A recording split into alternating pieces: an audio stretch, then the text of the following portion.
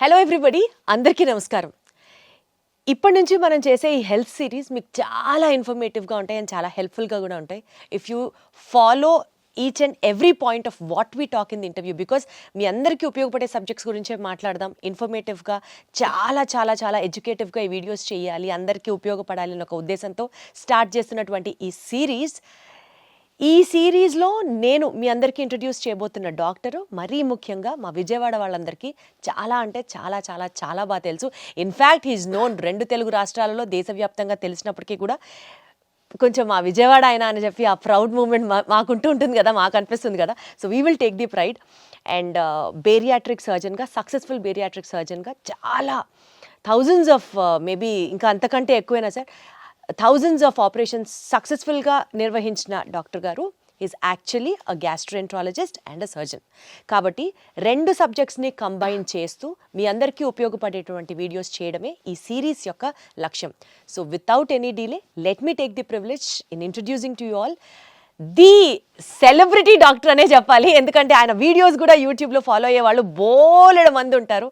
So he is none other than Ravikanth Kongara గారు. Sir నమస్తే. నమస్తే అండి. ఎలా ఉన్నారు సార్? అంతా ఫైన్. ఎప్పుడు అలానే ఉంటారు సార్? ఎలా అలా how do you maintain that? అట్లా ఏం లేదండి, దానికి మెయింటైన్ చేయడానికి డిసిప్లిన్. మనకి మార్నింగ్ 8 కల్లా నాది సర్జరీ స్టార్ట్ అయిపోతాయి, 10-11 కల్లా ఓపీ స్టార్ట్ అవుతుంది. ఇంకా డైలీ రొటీన్ అదే. ఈవినింగ్ 5:30-6 వరకు వర్క్ జరుగుతుంది. ఇంకా తర్వాత 1 గంట 2 గంటలు జిమ్ చేసి మళ్ళీ రొటీన్ అదే ఎవ్రీడే. బేసికల్గా సిల్వర్ స్క్రీన్ మీద నాగార్జున గారు మారరు, ఇక్కడ బయట మీరు మారరు, ఎప్పుడూ అలానే ఉంటారు, ఎప్పుడు చూసినా అలాగే ఉంటారు. మనం అందరికీ ట్రీట్ చేసే పేషెంట్సే ఒబీస్ పేషెంట్స్. వాళ్ళకి మనం ఇలా చేయండి అలా చేయండి అని చెప్పేటప్పుడు ముందు మనం హెల్దీగా లేమనుకోండి, we are not fit to preach them ఇలా చేయండి అలా చేయండి అని. ఫస్ట్ ఆఫ్ ఆల్ మన డిసిప్లిన్ మనం చూసుకుంటే వాళ్ళకి ఏదన్నా సలహా ఇవ్వచ్చు. Got it sir. సార్ యాక్చువల్గా ఎప్పుడూ నుంచో మిమ్మల్ని అడగాలనుకుంటున్నాను, బేరియాట్రిక్ సర్జన్గా మీరు చాలా సక్సెస్ఫుల్గా చాలా బాగా ప్రమోట్ చేశారు and people all know you that వే.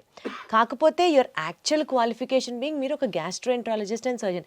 ఎప్పుడైతే మీరు యూట్యూబ్లో వీడియోస్ వీటి గురించి కూడా మాట్లాడడం స్టార్ట్ చేశారో అప్పుడు మా అందరికీ అర్థమైంది, ఓహో యూ ఆల్సో ట్రీట్ దిస్ అన్నది. ఎలా అట్లాగా from gastroenterology to bariatrics, how did it all happen? యాక్చువల్గా అండి, ఎంబీబీఎస్ తర్వాత 3 years సర్జరీ అండి, అది పోస్ట్ గ్రాడ్యుయేషన్. దాని తర్వాత super speciality 3 years gastroenterology, surgical gastro అనమాట. అది నిమ్స్లో చేయటం జరిగింది. నేను ఎంబీబీఎస్ తర్వాత ఎంబీబీఎస్ వరంగల్ కాకతీయ మెడికల్ కాలేజ్లో చేశాను. తర్వాత ఎంఎస్ జనరల్ సర్జరీ వచ్చేసి సర్జరీ మెయిన్స్ అన్ని రకాల సర్జరీస్కి ట్రైనింగ్ ఉంటుంది, అది ఉస్మానియా మెడికల్ కాలేజ్ హైదరాబాద్లో చేశాను. తర్వాత నిమ్స్లో గ్యాస్ట్రో చేశాను. సో నేను ప్రాక్టీస్ స్టార్ట్ చేసినప్పుడు నిమ్స్లో 2011లో నాది అయిపోయిన వెంటనే నెక్స్ట్ మంత్ ఇక్కడికి వచ్చి స్టార్ట్ చేశాను. ఎందుకంటే మా రిలేషన్, మా బ్రదర్ సిస్టర్ ఇటువైపు సెటిల్ అయినారు కదా, వాళ్ళు అందరం కలిసి ఉండొచ్చు అని ఇక్కడికి వచ్చాను. ఇక్కడికి వచ్చిన తర్వాత ఆల్రెడీ ఒక 10 మంది పైన గ్యాస్ట్రోఎంట్రాలజిస్టులు ఉన్నారు, సర్జన్స్ ఉన్నారు.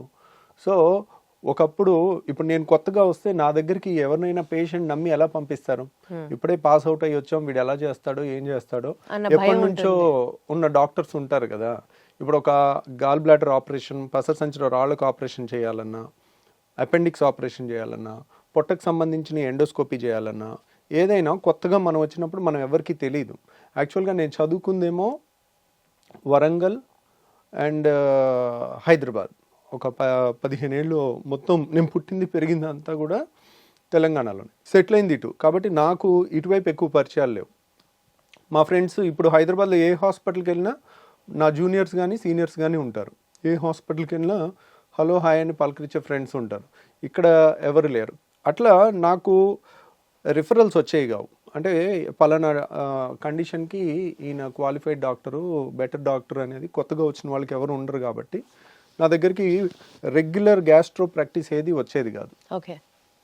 దాంతో నాకేంటంటే ఇంకెలాగా చాలామంది చేస్తున్నారు కదా, ఎవరు చేయలేనిది కష్టమైంది ఉన్నది బేరియాట్రిక్ సర్జరీ, అది చేద్దాం అనేది నాకు. దానికి స్పెషల్ ట్రైనింగ్ బెల్జియంలో చేసి వచ్చాను అనమాట. సో అందుకని నేను బేరియాట్రిక్ సర్జరీ ఆ కాలంలో ఎవ్వరూ చేయట్లేదు. అది మొదలుపెట్టాం. మనం మొదలుపెట్టినప్పుడు ఛాలెంజింగ్ కేసెస్ తీసుకుని, అంటే 200 kgs హైదరాబాద్లో అన్ని కార్పొరేట్ హాస్పిటల్లో వదిలేసిన పేషెంట్స్ని కానీ, పండ్రి కానీ, బాలభీముడు కానీ, అసలు ఇన్యూమరబుల్ 250 కేజీలు దాటిన పేషెంట్స్, చావు బతుకులు వచ్చిన పేషెంట్స్, అలా చాలామందిని ట్రీట్ చేయగలిగాం. సో అప్పుడు ఫోకస్ అంతా దాని మీద ఉండింది. దానివల్ల బేరియాట్రిక్ సర్జరీ ఎవరు చేసేవాళ్ళు లేరు కాబట్టి మీరు లైమ్ లైట్ లోకి రావడం జరిగింది. అది మోనోపోలీ లాగా ఎక్కువ రిఫరల్స్ అందరూ పేషెంట్ టు పేషెంట్ వచ్చేదన్నమాట. సో అట్లా మనం కష్టమైన పేషెంట్స్, వెరీ లావు ఉన్న పేషెంట్స్, 200 కేజీలు 250 కేజీలు చావు బతుకులో ఉన్నాయి అన్నీ అందరు రిజెక్ట్ చేసినాయి. అవి చేయటం వల్ల దాంట్లో ఎక్కువ గుర్తింపు వచ్చింది. ఎప్పుడైతే కోవిడ్లో మనం ఖాళీగా ఉండి లాక్డౌన్లో ఏదో టైంపాస్కి ఒక గ్యాస్ట్రో అది చదువుకున్నాం కదా, సర్జరీ అది చదువుకున్నాం కదా అని జనరల్ టాపిక్స్ కొన్ని నేను ఒక 40 వీడియోలు చేశానండి. చేసిన తర్వాత అవి బాగా వైరల్ అయ్యి ఎక్కువ మంది, అంటే మనం ఇవన్నీ చేస్తున్నారు గ్యాస్ట్రోఎంట్రాలజిస్టు, గ్యాస్ట్రో ప్రాక్టీస్ అని అందరికీ తెలవటం వల్ల ఒకళ్ళ నుంచి ఒకళ్ళు పేషెంట్స్ రావటం జరిగింది. ఇప్పుడు ఏంటంటే మనకి బేరియాట్రిక్ సగం ఉంటున్నారు. గ్యాస్ట్రో అనేది ఏంటంటే అదొక సముద్రం లాగా, చాలా రకాల కంప్లైంట్స్ ఉంటాయి. అంటే గ్యాస్ ట్రబుల్ కానీ, గ్యాస్ ట్రబుల్ అంటేనే అదొక మహాసముద్రం లాగా ఉంటుంది. దాంట్లో చాలా రకాల కంప్లైంట్స్ ఉంటాయి. దానికి తోడు ప్యాంక్రియాస్ అని, లివర్ అని, కిడ్నీ రాదు కానివ్వండి, కిడ్నీ చుట్టుపక్కల ఉండే చాలా అవయవాలు కూడా అన్ని పొట్టలోనే ఉంటాయి కదా. గ్యాస్ట్రో అంటేనే పొట్టకు సంబంధించింది. స్ప్లీన్ అని, చిన్న పేగు, పెద్ద పేగు చాలా ఉంటాయి అన్నమాట. ప్లస్ ప్రాక్టాలజీ అంటారు, అంటే చాలామందికి బ్లడ్ పట్టడం, అంటే పైల్స్, ఫిషర్స్, ఫిస్ట్లా, ఇట్లా రకరకాలు, అంటే నోటి దగ్గర నుంచి పేగులో కింద వరకు వచ్చే అంతా కూడా దాంట్లో కవర్ అవుతుంది అన్నమాట. బట్ ఒకటి సార్, ఇలా 2 స్ట్రీమ్స్ని మీరు కవర్ చేయడం, మీరు అందులో స్పెషలైజ్ అయి ఉండడం ఇప్పుడు మాకు చాలా హెల్ప్ అవుతుంది. బికాజ్ అటు బేరియాట్రిక్ సబ్జెక్ట్ గురించి అన్నా మీ దగ్గరికే రావాల్సి ఉంటుంది, ఇటు గ్యాస్ట్రో సమస్య ఏదైనా సరే మీ వైపే చూడాల్సి ఉంటుంది. సో ఐ థింక్ ఇప్పుడు మనం స్టార్ట్ చేసే ఈ సిరీస్లో let us talk about both the issues, 2 cover అయ్యేటట్టు. ఎందుకంటే అవే ప్రజలని ఇప్పుడు బాగా బాగా బాగా పీడిస్తున్నటువంటి మెజారిటీ ఆఫ్ ది ప్రాబ్లమ్స్లో అవి కూడా ఉన్నాయి. కాబట్టి టు స్టార్ట్ విత్ అండి, ఈ ఎపిసోడ్లో స్పెషల్గా మనం గ్యాస్ ప్రాబ్లం గురించి మాట్లాడుకుందాం. గ్యాస్ ప్రాబ్లం అనేది చాలామంది రెగ్యులర్గా ఫేస్ చేస్తూ ఉన్నటువంటి ప్రాబ్లమే. గ్యాస్ వదలడం అనేది మధ్యలో నలుగురిలో ఉన్నప్పుడు కాస్త ఇబ్బందిగా అనిపించవచ్చు. అండ్ బ్లోటింగ్, కడుపు ఎప్పుడు ఫుల్గా అనిపించడం, ఏమి తినాలనిపించకపోవడం.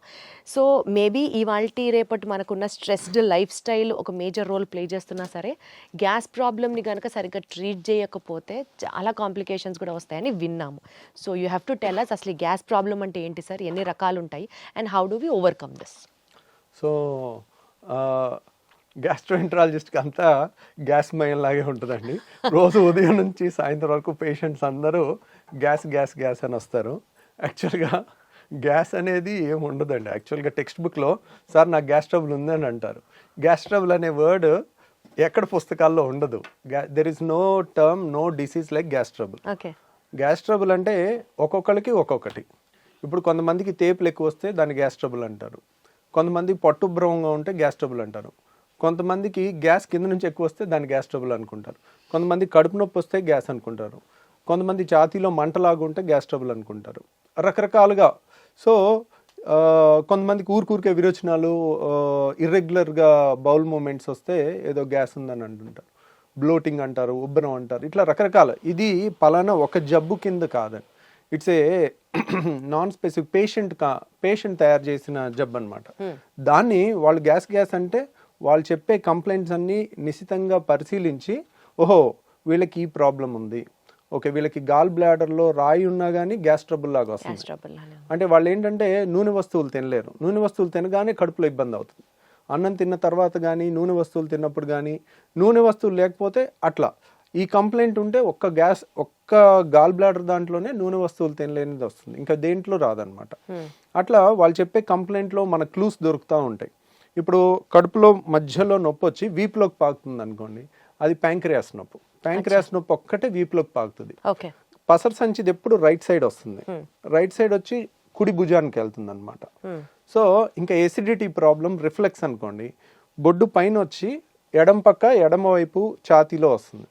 అది హార్ట్ బర్న్ అంటారు, కడుపు మంట అంటారు. కొంతమంది కడుపు మంట అంటారు. కొంతమంది ఎక్కువ అసూయ, ఒకప్పుడు అంటారు కదండి, ఎక్కువ అసూయ, జలసి ఉండి వాళ్ళు ఎక్కువ ఆలోచించి వాళ్ళ బాడీలో ఎక్కువ యాసిడ్ తయారయ్యి, యాసిడ్ వల్ల అల్సర్స్ ఫామ్ అవుతాయి అన్నమాట. అల్సర్స్ ఫామ్ అయ్యి దాన్ని ఎసిడిటీ అంటారు. ఆ యాసిడ్ ఎక్కువ ఉన్న వాళ్ళకి అన్నవాహిక అనేది మనకి గొంతు నుంచి పొట్టలోకి వెళ్ళే ఇసోఫేగస్ని అన్నవాహిక అంటారు. అది ఛాతీలో ఉంటుంది అనమాట. అది కొంచెం లెఫ్ట్ సైడ్ ఉంటుంది, హార్ట్ వెనకాల నుంచి వెళ్తుంది. కాబట్టి వాళ్ళందరికీ హార్ట్ బర్న్ లాగా వచ్చి గుండె నొప్పి ఏమో చచ్చిపోతామేమో అన్న భయంతో వస్తారు వాళ్ళు, పరుగులు తీసుకుంటూ వస్తారు. సో కాకపోతే మనకు అక్కడ రకరకాల, ఇది ఎసిడిటీయా, రిఫ్లక్స్ డిసీజా. పొట్టలో యాసిడ్ ఉంటే ఏం ప్రాబ్లం లేదు, అది ఛాతీలోకి ఎక్కువ వస్తే కనుక రిఫ్లక్స్ అంటారు. ఆ రిఫ్లక్స్ డిసీజా, గాల్ బ్లాడర్ ప్రాబ్లమా, ప్యాంక్రియాస్ ప్రాబ్లమా, లేదంటే చిన్న పేగు పెద్ద పేగు ప్రాబ్లమా, లేకపోతే ఇన్ఫ్లమేటరీ బౌల్ డిసీజ్ అని పేగుల్లో జబ్బులు ఉంటాయి ఇవా. ఇట్లా మనం ఈ గ్రూప్ ఆఫ్ చాలా రకాల జబ్బుల నుంచి వచ్చే కంప్లైంట్, అన్ని ఏ జబ్బు అనేది తెలియదు పేషెంట్కి. పేషెంట్ నాకు గ్యాస్ అని వస్తారు, అది మనం డీకోడ్, ఒక డాక్టర్ డీకోడ్ చేయాల్సిందనమాట. అది సో బేసికల్గా ఎక్కడ పెయిన్ చెప్తున్నారు అని చెప్పి ఆ పెయిన్ నుంచి ఇది ఏ నొప్పి అన్నది మీకు అర్థమవుతుంది కదా సార్, వాళ్ళు చెప్పేదాన్ని బట్టి ఏ నొప్పి ఇది అన్నది మీకు అర్థమవుతుంది. అంటే పేషెంట్తో మనం కీన్గా మాట్లాడితే కొంతవరకు వాళ్ళు చెప్పేదాన్ని బట్టి మనకు అందాజుగా ఐడియా వచ్చేస్తుందండి. యూజువల్గా ఎడం పక్క ఛాతీలో నొప్పి అని ఒక 25 ఏళ్ల కుర్రోడు వచ్చాడు అనుకోండి, 20-25 ఇయర్స్లో హార్ట్ అటాక్ రాదు. దట్ ఈస్ అదే 65 ఏళ్ల మనిషి వచ్చాడు అనుకోండి, మనం అనుమానంగా చూడాలి. సో గ్యాస్ ట్రబుల్ అయినప్పటికీ కూడా హార్ట్ ఏమో అని చూడాలి. సో ఎందుకంటే గ్యాస్ ట్రబుల్కి మనం ఎసిడిటీ కానీ రిఫ్లక్స్ కానీ ట్రీట్మెంట్ చేయకపోయినా ప్రాణం పోదు. కానీ అదే పేషెంట్కి హార్ట్ ప్రాబ్లం ఉండి, హార్ట్ ప్రాబ్లమ్ని మనం హార్ట్ అటాక్ అయి ఉండి దాన్ని హార్ట్ బర్న్, గ్యాస్ ట్రబుల్ అని అనుకుని మనం కరెక్ట్ టైంలో ట్రీట్మెంట్ ఇవ్వకపోతే వాళ్ళకి లైఫ్ కూడా రిస్క్ వచ్చే అవకాశం ఉంటుంది. సో అక్కడ సిచ్యువేషన్ బట్టి ఓవరాల్గా ఇప్పుడు ఇంట్లో లేడీస్ అన్నం ఉడికిందా లేదా ఒక మెతుకుతో ఎట్లా చేస్తారో, పేషెంట్ వచ్చి వాళ్ళు చెప్తుండే కొద్దీ మనకు అర్థమైపోతా ఉంటుంది, ఓహో వీళ్ళది ఇది, సో ఇది అయ్యి ఉండొచ్చు. కానీ కన్ఫర్మ్ చేసుకోవాలంటే ఈ టెస్ట్ చేయాలి, అవసరమైతే ఎండోస్కోపీ చేయాలి, సిటీ స్కాన్ చేయాలి, అల్ట్రాసౌండ్ స్కాన్ చేయాలి, ఎంఆర్ఐ స్కాన్ చేయాలి. ఓహో దీనికి ఈ స్కాన్ అయితే బాగా పనిచేస్తుంది అట్లా.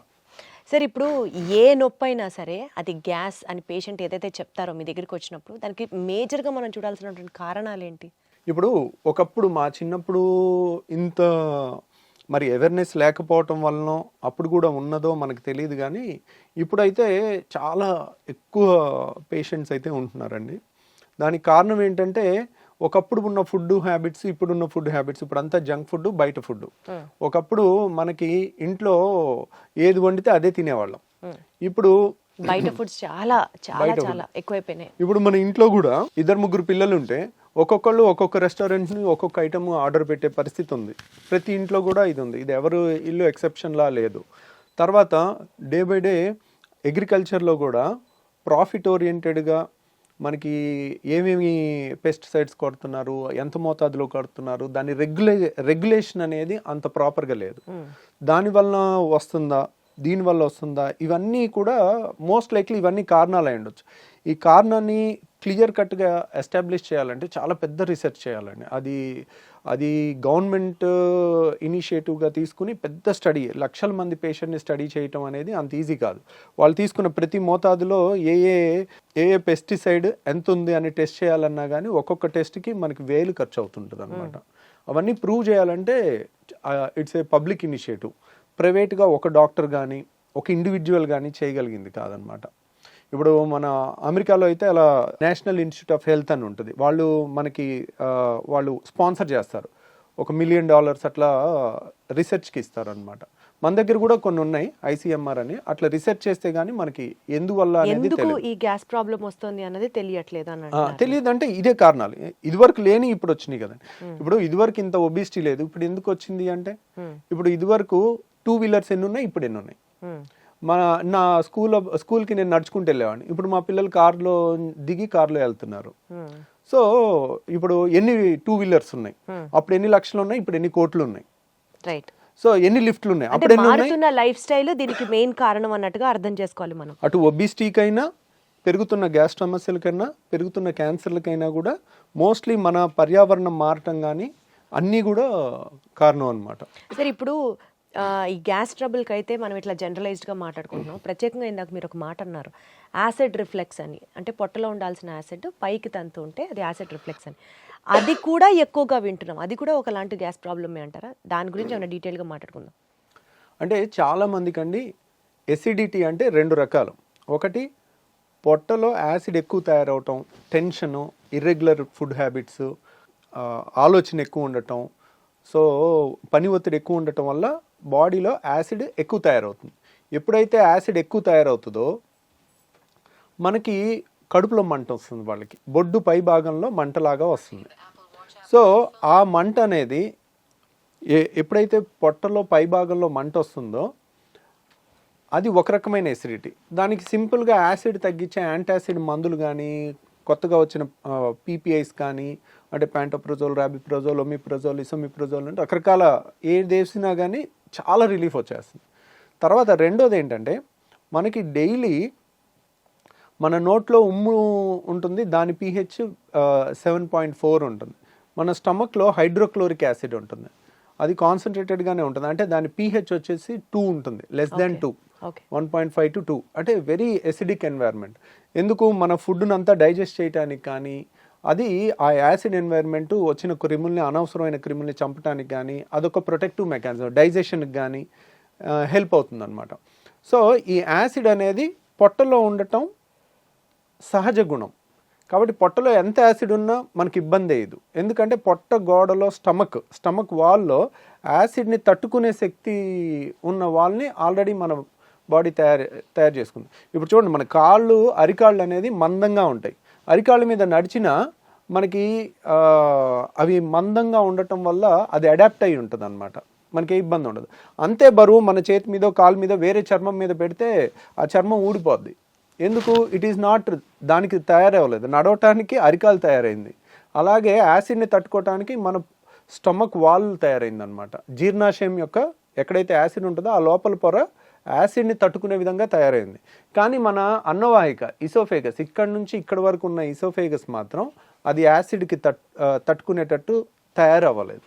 కాబట్టి పొట్టలో యాసిడ్ ఉంటే కొంచెం కడుపు మంట వస్తుంది, చాలా ఈజీగా ట్రీట్ చేయొచ్చు మనం. వాళ్ళకి గ్యాస్ ట్యాబ్లెట్ ఇస్తారు, కొన్ని యాంటాసిడ్ ఇస్తారు, తగ్గిపోతుంది, they will be very happy. కానీ ఈ పొట్టలో ఉండాల్సిన యాసిడ్ ఇక్కడ వాల్వ్ ఉంటుంది, ఛాతీకి పొట్టకి ఛాతీకి మధ్యలో ఒక వాల్వ్ ఉంటుంది, దాన్ని హయాటస్ అంటారు. ఆ హయాటస్లో వెడల్పుగా ఉండి వాల్వ్ లూజ్గా ఉంటే దాన్ని హయాటస్ హెర్నియా అంటారు. చాలామందికి ఎండోస్కోపీ రిపోర్ట్ చూస్తే లాక్స్ ఎలియస్ అంటారు. లాక్స్ ఎలియస్ అంటే లోవర్ ఇసోఫేజియల్ స్పింక్టర్, ఇసోఫేగస్ అంటే అన్నవాహికలో ఇక్కడ ఒక కంట్రోల్ ఉంటుంది, అప్పర్ ఇసోఫేజియల్ స్పింక్టర్ అని. ఇక్కడేమో lower oesophageal sphincter. Lower oesophageal అయిపోయిన తర్వాత స్టమక్ స్టార్ట్ అయిపోతుంది, అంటే జీర్ణాశయం స్టార్ట్ అయిపోతుంది. సో ఇక్కడ వాళ్ళు లూజ్గా ఉంటే కనుక దాన్ని లాక్స్ ఎలియస్ అంటారు, లోవర్ ఇసోఫేజియల్ స్పింక్టర్. లేదంటే అక్కడ లూజ్గా ఉండటం వల్ల హైటస్ హెర్నియా అంటారు. గ్రేడ్ 1, గ్రేడ్ 2, గ్రేడ్ 3, గ్రేడ్ 4 ఉంటుంది. గ్రేడ్ 4 అంటే ఇంత వెడల్పుగా ఉంటుంది అక్కడ. అంటే ఏంటి, ఇప్పుడు ఇక్కడ ఎప్పుడైతే వాల్వ్ చాలా గ్రేడ్ 4 లూజ్గా ఉంటుందో పొట్టలో ఉన్న యాసిడ్ అంతా ఊరికే పైకి వస్తూ ఉంటుంది. పొట్ట అనేది, జీర్ణాశయం అనేది మనం ఫుల్గా తిన్న తర్వాత అది గ్రైండర్ ఆన్ అయినట్టు ఆన్ అవుతుంది. ఆన్ అయినప్పుడు గ్రైండర్కి పైన మూత పెట్టలేదు అనుకోండి, ఎట్లయితే పైకి చిమ్ముతుందో అట్లా ఈ పొట్టలో ఉండాల్సిన యాసిడ్ అంతా అది ఫుడ్ తిన్నాక ఇలా పైకి ఇసోఫేగస్లోకి వస్తుంది. ఇసోఫేగస్ గోడ ఏమైంది, మన అన్నవాహిక గోడ అనేది యాసిడ్ని తట్టుకోవటానికి తయారవ్వాల, కాబట్టి అది విపరీతమైన మంట వస్తుంది, దాన్ని హార్ట్ బర్న్ అంటారు. వీళ్ళు ఏం తినకపోతే హ్యాపీగా ఉంటారు. ద మొమెంట్ తిన్న తర్వాత వాళ్ళకి ఒక గంట 2 గంటలు ఆ గ్రైండర్ లాగా ఆడినంతసేపు యాసిడ్ అనుకొచ్చి ఈ ఛాతీ అంతా మంట పట్టేసినట్టు ఉండటం, భుజంలో నొప్పి రావటం, ఎడం భుజంలో రావటం, తర్వాత ఎడం పక్క ఛాతీలో వచ్చేసరికి వెంటనే గుండె ప్రాబ్లం అని గడగడలాడిపోతూ ఉంటారు. ఎక్కడో టీవీలో చూస్తారు 25 ఏళ్ల మనిషి ఇలా కూలబడి చచ్చిపోతే అది హార్ట్ అటాక్ కాదో కూడా ఎవరికి తెలియదు. ఎవరికి తెలుసు? Sudden death, it is a sudden death. Heart attack అని ప్రూవ్ ఉండదు, కానీ అందరూ దానికి లేబుల్ వేసేస్తారు. ఇప్పుడు మీడియా ఎవరన్నా సడన్ గా కోల్బడి చచ్చిపోయారు అనుకోండి, హార్ట్ అటాక్ అని తోసేస్తారు. Who can prove it? దానికి రియల్ గా ప్రూవ్ చేయాలంటే సడన్ డెత్, సడన్ గా కళ్ళు తిరిగి పడిపోయి చచ్చిపోవటానికి చాలా కారణాలు ఉంటాయి. సో ఇప్పుడు అంతెందుకు, మనకి ఒలింపిక్స్ ఆడే ఒలింపిక్ ప్లేయర్స్ కూడా రన్నింగ్ చేస్తూ సడన్ గా కోల్బడి చచ్చిపోయినట్టుంది. మరి వాళ్ళకి హార్ట్ అటాక్ వస్తుందా? అథ్లెట్స్కి రాదు కదా. సో చాలామంది ఏంటంటే మీడియాలో ఎమెచ్యూర్ పీపుల్, అంటే నాన్ ప్రొఫెషనల్ పీపుల్ ర్యాపిడ్ కన్క్లూజన్స్కి వస్తారు. ఆ ర్యాపిడ్ కన్క్లూజన్స్కి వచ్చి ఒక యంగ్స్టరు కళ్ళు తిరిగి పడిపోతే హార్ట్ అటాక్ వచ్చి చచ్చిపోయాడని అలా ప్రొజెక్ట్ చేశారనుకోండి, ఎడం పక్క గుండెలో నొప్పి వచ్చిన, హార్ట్ బర్న్, యాసిడ్ ప్రాబ్లం వల్ల, రిఫ్లెక్స్ వల్ల వచ్చిన వాళ్ళందరూ నిద్రలేని రాత్రులు గడపాల్సి వస్తుంది. అమ్మో నేను చచ్చిపోతే సార్, ఎలాగా? కానీ అసలు ఈ యాసిడ్ రిఫ్లెక్స్ వల్ల ప్రాణాలు పోయే సిచ్యువేషన్ కూడా ఉంటుందా సార్? ఉండదు, కానీ ఆ భయంతో ప్రాణం పోయినట్టు బతుకుతారు వాళ్ళు. అయ్యయ్యో.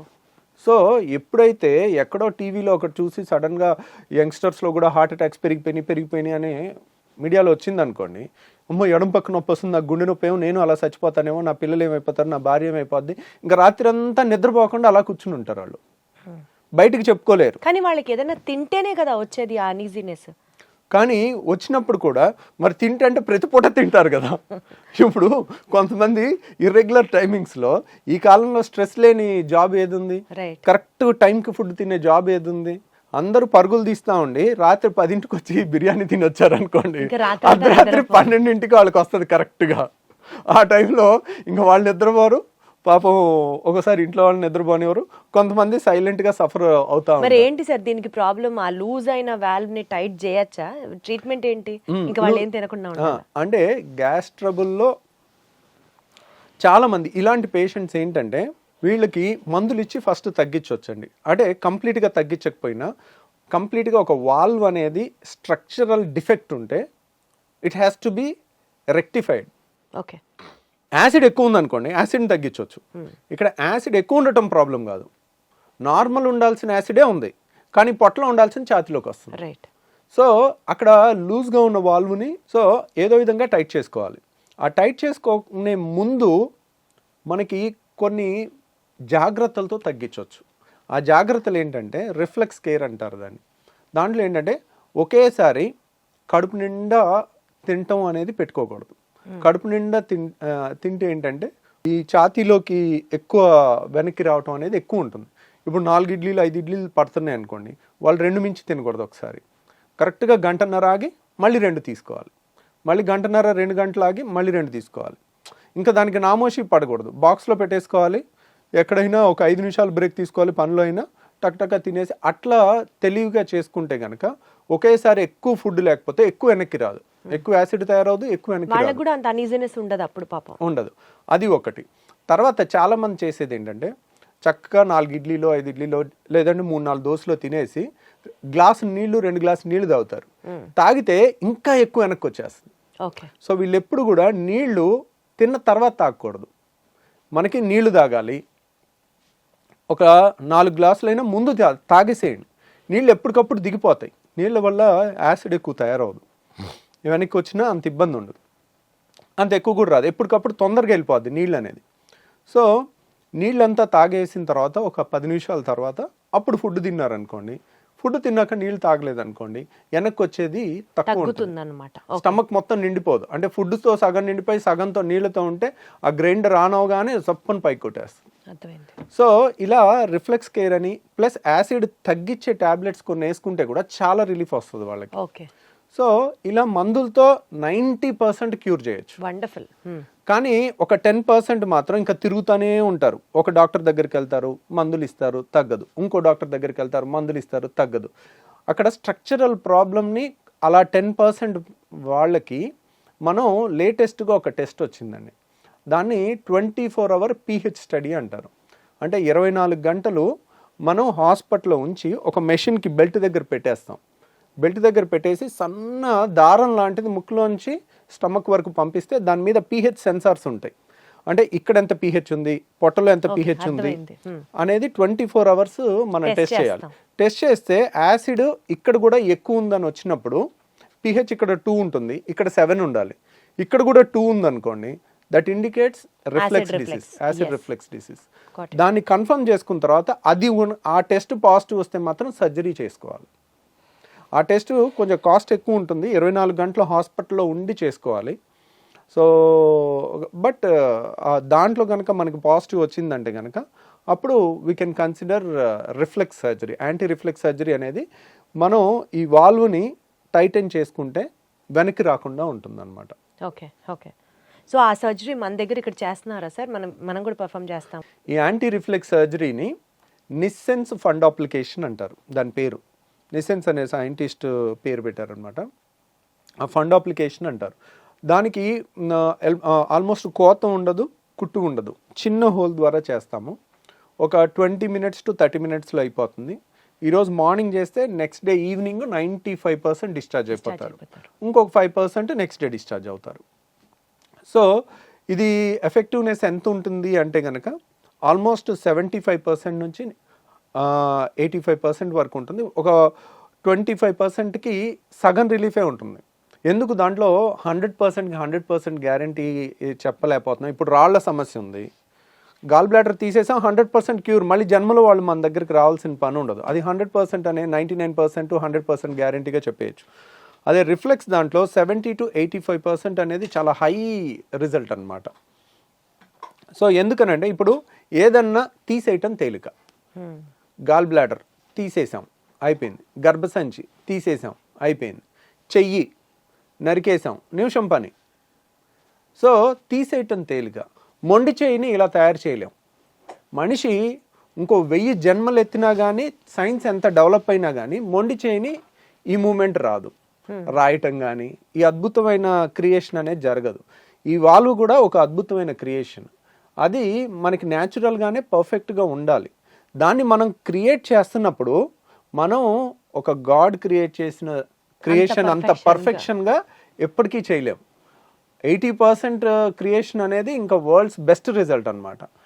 ఆ మాత్రం రిజల్ట్ ఇవ్వటమే చాలా కష్టం. అందుకనే అంత రిజల్ట్ కూడా ఇవ్వలేక ఎవ్వరు ఈ సర్జరీస్ అసలు చెప్పరు.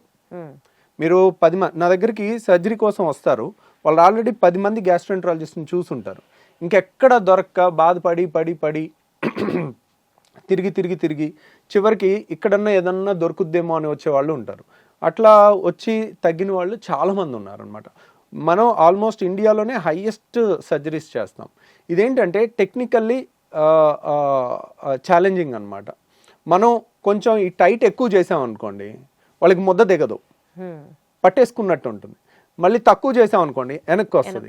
అది చాలా కరెక్ట్గా ముందు నుయ్యి వెనక్కి గొయ్యిలాగా ఉంటుంది అనమాట ఈ సర్జరీలో. సో అందువల్ల ఈ నిసన్స్ ఫండ్ అప్లికేషన్ అనేది అంత తొందరగా నేను కూడా చెప్పను. ప్లస్ చాలామందికి ఒక టెస్ట్ చేసుకోమని చెప్తాను, మీకు రిఫ్లెక్స్ ఉందా లేదా అని మీరు తెలుసుకోవటానికి. ఇప్పుడు సపోజ్ సార్ ఊరికే వెనక్కి వస్తుంది సార్, తిన్న తర్వాత ఇబ్బంది అవుతుంది సార్, ఛాతీ మండుతుంది, గొంతులోకి వస్తుంది, తేపులు వస్తుంది, మెతుకులు వస్తున్నాయి. ఊరికే కొంతమందికి ఏంటంటే రాత్రి 10ంటికి తిని పడుకుంటారు, పడుకున్న తర్వాత వెంటనే నిద్రపోతారు, పేగులు కదులుతూ ఉంటాయి, కదులుతున్నప్పుడు ఈ వాల్వ్ లూజ్గా ఉంటుంది. అది ఒక్కసారి ఇలా గ్రైండర్ లాగా మధ్యలో ఒక్కసారి ఆన్ అయినప్పుడు టక్కున బుడుకుమని గొంతులోకి వచ్చేస్తాయి, వాటర్ వచ్చేస్తాయి. వాళ్ళు నిద్రపోయి ఉంటారు. మనిషి సోయిలో ఉంటే వెంటనే ఆ వాటర్ని మళ్ళీ మింగేయటమో ఊసేయటమో చేస్తారు. ఇంతే వస్తుంది, కొద్దిగా ఒక గుక్కంతా వస్తుంది. వాళ్ళు నిద్రపోయి ఉండేసరికి అది పొలమారుద్ది, దగ్గిలేస్తారు నిద్రలో పొలమారి. సో ఇది ఒక లక్షణం అనమాట రిఫ్లెక్స్కి. ఇంకొకటి ఏంటంటే కడుపు నిండా తినేసి ఏ మనిషి అయినా, సపోజ్ ఒక 20 ఏళ్ళ కుర్రోడో 30 ఏళ్ళ పర్సన్ మన దగ్గరికి ఈ కంప్లైంట్స్తో వచ్చినప్పుడు కడుపు నిండా 4-5 ఇడ్లీలు అందరూ మీ ఫ్రెండ్స్ అంతా ఎలా తింటారో అలా నువ్వు తిని ముందు కొంగు, ఓకే, ముందు కొంగి కాళ్ళతో చేతులతో కాళ్ళు పట్టుకోవటానికి ట్రై చేయి. అప్పుడు ఏమవుతుంది, నువ్వు ఎప్పుడైతే ముందు కొంగుతావో ఈ ప్రెషర్ పెరుగుతుంది. మనం ఇలా ముందు కొంగగానే పొట్టని స్క్వీజ్ చేస్తాం, పొట్టలో ప్రెషర్ పెరుగుతుంది. ఈ వాల్వ్ లూజ్ ఉందనుకోండి వాళ్ళు ఆపలేరు, టక్కున గొంతులోకి వచ్చేస్తుంది. సో ఈ టెస్ట్ అనేది ఎక్కడ పుస్తకాల్లో లేదండి, ఇది ప్రాక్టికల్ అండ్ కామన్ సెన్స్. ఈ టెస్ట్ అనేది మోస్ట్ వాల్యుబుల్ థింగ్. ఎందుకంటే 10 మంది చేస్తుంది మీ ఫ్రెండ్స్, మీరు చేయలేకపోయారంటే దాని అర్థం ఏంటి, ఇక్కడ రిఫ్లెక్స్ ఉంది, వాల్వ్ తేడా ఉంది, దాన్ని సరి చేసుకోవాలి. సో బేసికల్గా లైఫ్ స్టైల్తో మీరు చెప్పినటువంటి తక్కువ మోతాదులో తినడం, గ్యాప్లు ఇచ్చుకుంటూ తినడం, ఇలా చేసుకుంటూ టాబ్లెట్స్ కొన్ని మీరు సజెస్ట్ చేసిన వాడడం ఒక పద్ధతి. అండ్ ఇంకా కాంట్ బట్ అనుకున్నప్పుడు there is also surgery option which is only 80 to 85% accurate. దీన్ని మనం ఇంకా కంప్లీట్గా ప్రివెంట్ చేయడం అన్నది ఇంకా మన చేతిలో లేదు కదా సార్, బికాజ్ అది స్ట్రక్చరల్గా వచ్చినటువంటి చేంజ్ కాబట్టి. సో దాన్ని మనం ప్రివెంట్ చేయలేము. The best thing they can do is మీలాంటి ఒక బెస్ట్ గ్యాస్ట్రోఎంట్రాలజిస్ట్ని సజెస్ట్ చేయడమే, కలవడమే, మీతో మాట్లాడడమే. సో విన్నారు కదండి, గ్యాస్ ప్రాబ్లం అనేది మనం లైట్గా తీసుకోవడానికి ఏమాత్రం లేదు. ఈ రిఫ్లెక్స్ అనేది కనుక ఇందాక సార్ చెప్పినట్లుగా ఒక 2-3 టెస్టులు మనకది మనమే చేసుకోవచ్చు, హాస్పిటల్లో అడ్మిట్ అయ్యి చేసుకోవాల్సిన కాదు. ఇలాంటివి గమనించుకుంటూ ఎప్పటికప్పుడు మనకు ఆ రిఫ్లెక్స్ సమస్య ఉందా, మేబీ దీనివల్ల ఇంత ఇబ్బంది పడుతున్నామా అన్న ఒక మినిమం అండర్స్టాండింగ్తో డాక్టర్ని కలవడం చాలా చాలా చాలా అవసరం. ఇది ఫ్యాషనా, అవేర్నెస్సా అర్థం చేసుకుంటే చాలా బాగుంటుంది. ముందర అసలు ప్రతి దానికి కంగారు పడిపోయి ఒక సొల్యూషన్ మన చేతిలో ఉంది అని డాక్టర్లను సైతం మనమే ఇన్ఫ్లుయెన్స్ చేసే స్థాయికి వెళ్ళిపోతున్నాం అంటే you have to definitely retrospect about this incident. Hello everybody, అందరికీ నమస్కారం. నేను మాట్లాడేది ఏంటా అని అర్థం అవ్వనట్టు అర్థం అయినట్టు కొంతమందికి ఉండొచ్చు. Let me be very clear about it. ఏంటంటే ఈ మధ్యకాలంలో మనం ఏం తింటున్నాం చాట్‌జీపీటీని అడిగితే క్యాలరీ కౌంట్ చెప్పేస్తుంది. మనకి సిమ్టమ్స్ ఉన్నాయి, చాట్‌జీపీటీని అడిగితే అదే చెప్పేస్తుంది పరిస్థితి ఏంటో. ఆఖరికి ఎక్స్రేలు, స్కాన్ రిపోర్టు, ల్యాబ్ రిపోర్ట్లను కూడా చాట్‌జీపీటీలోకి ఎక్కిచ్చేసి వాట్ ఈస్ ద ప్రెడిక్షన్ అని అంటే అదే మనకు చెప్పేస్తుంది. ఇంకా డాక్టర్ దాకా కూడా వెళ్ళాల్సిన అవసరం లేదు. అట్లీస్ట్ ఒక ఇన్ఫర్మేషన్ తెలుసుకొని ఆగితే పర్వాలేదు, కానీ డాక్టర్ కాదమ్మా కంగారక్కర్లేదు అన్నా కూడా వినకుండా మనం ఓవర్గా ప్యానిక్ అయిపోయాం అనుకోండి, అప్పుడు అసలైన సమస్య. సో బెటర్ అసలు ఈ చాట్‌జీపీటీ వైద్యం ఆర్ ఆ మాటకు వస్తే గూగుల్ వైద్యము, యూట్యూబ్ వైద్యం అన్నిటినీ పుట్ ఇంటూ వన్ సినారియో. ఈ విషయం గురించి ఎంత డేంజరస్గా మారుతుంది ట్రెండ్ అన్నది definitely we need to talk about this to increase the awareness among everybody. నాతో మాట్లాడడానికి డాక్టర్ రవికాంత్ గారు ఉన్నారు, ఆయనతో కనెక్ట్ అవుదాం. సార్ నమస్తే. నమస్తే అండి. సార్, నేనే మా ఇంట్లో ఒక లైవ్ ఎగ్జాంపుల్లో బ్లడ్ టెస్ట్ చేయించుకొని HbA1c రిపోర్ట్ మా వాళ్ళకి ఎవరికి ఎక్కువ వచ్చేస్తే చాట్‌జీపీటీలోకి వెళ్ళేసి ఇంకిది టూ మచ్ ఉంది HbA1c, ఇంకా మీరు జాగ్రత్త పడాలి లేకపోతే చాలా కాంప్లికేషన్స్ వస్తాయంటే ఇంకా అసలు టెన్షన్ అయిపోయి ప్యానిక్ అయిపోయి డాక్టర్ దగ్గరికి వెళ్ళిపోయి డోస్ పెంచండి అని, ఆ డాక్టర్ ఏమో అక్కర్లేదని, ఎంత తలకాయ నొప్పి, ఎంత డ్రామా నడిచిందంటే. ఇలాంటి పేషెంట్స్ని మీరు చూస్తుంటారా సార్? యాక్చువల్గా ఈరోజు ఒక పేషెంట్ చూశానండి. సో ఆ పేషెంట్కి ఉన్న కంప్లైంట్ ఏంటంటే షీఈస్ ఇన్ 30 years ఉంటాయి, 30, 28 అలా ఉంటాయి. తనకి లెఫ్ట్ సైడ్ చెస్ట్లో అదో తెలియని ఇబ్బంది, షీ కుడ్ నాట్ ఎక్స్ప్లెయిన్. అది నొప్ప, మంట ఏంటి అనేది తను చెప్పలేకపోతుంది. సో ఎడం పక్క ఏదో ఉంది, ఛాతీలో ఉంది ఏదో అని తను చాట్‌జీపీటీలో లెఫ్ట్ సైడెడ్ చెస్ట్ పెయిన్ అని కొడితే ఫస్ట్ వచ్చేది హార్ట్ అటాక్ అని వచ్చింది దాంట్లో. సో హార్ట్ అటాక్ అని రాగానే తనకి ఇంకా దాంట్లోంచి బయటపడలేకపోతుంది. వెంటనే అక్కడ అమెరికాలో ఉంటుంది, అమెరికాలో ఎమర్జెన్సీకి వెళ్ళారు. అది ఈసీజీ అట్లాంటి బేసిక్ టెస్ట్లు చూసి ఏం అవసరం లేదు, అంతా బాగానే ఉంది, ఏం హార్ట్ అటాక్ లాంటిది ఏం లేదు అని దే హ్యావ్ ఎష్యూర్డ్ దెమ్, ఏం కాదమ్మా అని. కానీ భయం అనేది ఒకటి ఉంటుంది కదండి. సో ఇది నాకే వస్తే, సో కొంతమంది యంగ్స్టర్స్ ఇలా పడిపోతున్నారు, అలా ఆ భయంతో నాకు యాంజియోగ్రామ్ చేయండి అని అక్కడ అడిగితే ఆ ఇన్సూరెన్స్ రూల్స్ ప్రకారం కానీ దేనివల్ల కానీ వాళ్ళు ఒప్పుకోకపోతే తను ఆల్మోస్ట్ ఇది జరిగి వన్ మంత్ అయింది అమెరికాలో. తర్వాత తను ఇండియా వచ్చి ఇండియాలో మనకి ఏ టెస్ట్ అయినా యాక్సెసిబుల్ ఉంటుంది, వెంటనే అక్కడ 1, 2 నెలలు, 3 నెలలు అపాయింట్మెంట్ తర్వాత దొరుకుతుంది. ఇక్కడైతే ఒకే రోజు అన్ని రకాల టెస్టులు మనకు కావాల్సినంత స్పీడ్గా చేయించుకోవచ్చు. ఇండియా వచ్చేసి ఒక హాస్పిటల్కి వెళ్ళి నాకు ఇట్లా ఉందండి, నాకు ఒక యాంజియోగ్రామ్ కావాలి అని అన్నాను.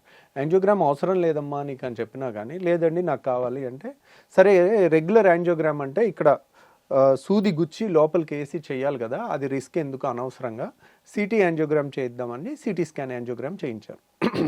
CT scan angiogram, calcium score అన్నీ చేసుకుంటే అన్నీ 0 ఉన్నాయి, అసలు అంటే ఏమీ లేదని. దీన్ని బట్టి మనం అర్థం చేసుకోవాల్సి, చాలామంది ఏమనుకుంటున్నారు, ఒక టెస్టే కదా చేసేసుకున్నాం మనకేముంది హ్యాపీగా ఉన్నాం కదా అని అనుకుంటున్నారు.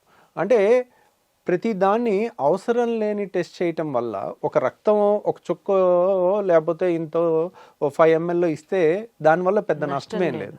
కానీ ఒక అల్ట్రాసౌండ్ స్కాన్ చేస్తే ఏం అవ్వదు. అల్ట్రాసౌండ్ అంటే మన సౌండ్ వేవ్స్, మన నోట్లోంచి వచ్చిన వైబ్రేషన్స్ లాంటి అల్ట్రాసౌండ్ స్కాన్ ఎన్ని 1000 సార్లు చేయించుకున్నా రిస్క్ ఉండదు. ఎంఆర్ఐ స్కాన్లో కూడా రిస్క్ ఉండదు. కానీ సిటీ స్కాన్ అలా కాదు. తను ఏం చేయించుకుంది, సిటీ యాంజియోగ్రామ్ చేయించుకుంది. ఒక్క CT scan is equals to 1000 x-rays. 1000 ఎక్స్రేస్లో తగిలినంత రేడియేషన్ తగులుతుందన్నమాట. ఇప్పుడు చైల్డ్ బేరింగ్ ఏజ్ ఉన్న ఉమెన్ అంటే 30 yearsలో అలా ఉన్నప్పుడు వాళ్ళకి ఆ రేడియేషన్ అంతా తగిలితే వాళ్ళ ఓవరీస్కి కూడా తగులుతాయి, వాళ్ళ థైరాయిడ్స్కి తగులుతాయి. These are very radiation sensitive organs మన బాడీలో. సో వాళ్ళ ఓవరీలో ఉండే ఎగ్స్కి కూడా తగులుతాయి. దానివలన కూడా ఆ డిఎన్ఏలో మార్పులు వచ్చి వాళ్ళకి రేపొద్దున పుట్టే పిల్లల్లో కూడా జన్యుపరమైన లోపాలు రావచ్చు. అందుకని అంత తొందరగా రేడియేషన్ ఉన్న టెస్ట్ని అంత తొందరగా రికమెండ్ చేయరు. కానీ ప్రాబ్లం ఏంటంటే ఇక్కడ వాళ్ళు అది చేయించుకుని నార్మల్ అని వాళ్ళకి తెలిసిందే వైద్యం అని అనుకునే స్టేజ్కి వాళ్ళ భయం తీసుకెళ్తుందంటే మనం రీసెర్చ్ చేయాలి. ఏది యూట్యూబ్లో రీసెర్చ్ చేయండి, గూగుల్లో చేయండి. Who is the genuine doctor? ఎవరైతే మినిమం టెస్టులతో మంచి వాళ్ళ ఐక్యూ వాడి బెస్ట్గా వాళ్ళు సజెషన్ ఇవ్వగలుగుతారనేది చేసి వాళ్ళ దగ్గరికి వెళ్ళి ఒపీనియన్ తీసుకోవటం అనేది బెస్ట్ ఆప్షన్. అంతేగాని ఇప్పుడు మనమే గూగుల్ చేసేస్తే మనం ఒక డాక్టర్కి వచ్చేస్తుంది అని అనుకోవటం మూర్ఖత్వం. అలా అయితే మన పిల్లల్ని చదివించుకోవటం ఎందుకు? మన పిల్లల్ని కష్టపడి రోజుకి 18 గంటలు 20 గంటలు చదువుకుని వాళ్ళు ఒక కష్టపడి డాక్టర్లు అయ్యి ఒక 20-30 ఏళ్ళు చదివించుకోవటం ఎందుకు కదా?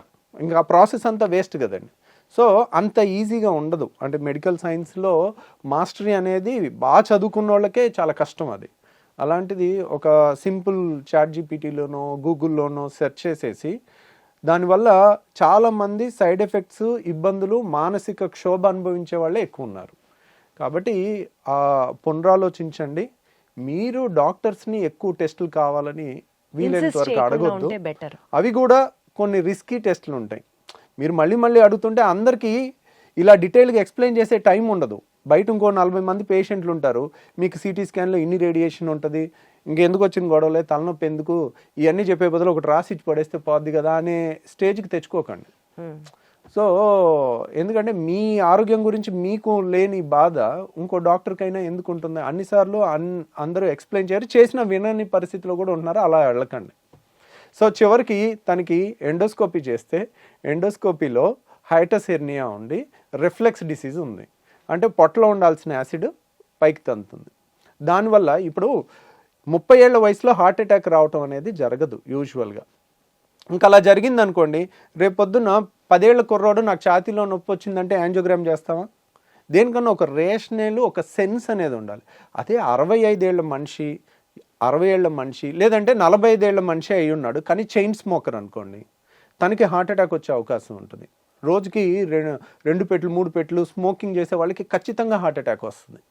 సో అలాంటి మేము చూసుకుని టెస్టులు సజెస్ట్ చేయటం వేరు. బ్లాంకెట్గా ఛాతీలో నొప్పి వచ్చింది, నా పిల్లోడికి హార్ట్ అటాక్ వచ్చిందని వాళ్ళకు కూడా చేయించడం అనేది మూర్ఖత్వం అనమాట. So common things first. ఈ ఏజ్లో వచ్చేది ఏంటి అంటే యాసిడ్ రిఫ్లెక్స్ కామను. 99% చెస్ట్ పెయిన్కి కారణం యాసిడ్ రిఫ్లెక్స్, 1% హార్ట్ అటాక్. అందరికీ 99% హార్ట్ అటాక్ అయితే భూమి మీద ఎవరు బతికొండరు అనమాట. కాబట్టి తెలివిగా వాడుకోండి టెస్ట్లని.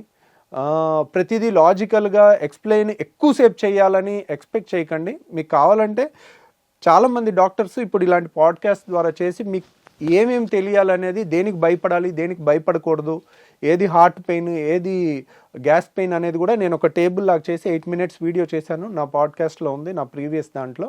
అలా చూసుకుంటే మీకు నాలెడ్జ్ తెలిస్తే అనవసరంగా మీరు కంగారు పడరు, అనవసరమైన టెస్టులు చేయించుకోరు. బేసికల్గా ChatGPT or Google or YouTube మీద పెట్టిన నమ్మకం డాక్టర్ మీద ఉంచితే, డాక్టర్ చెప్పేది వింటే ప్రాబ్లం అక్కడతో సాల్వ్ అవుతుంది. Wonderful sir, thank you so much. Thank you అండి.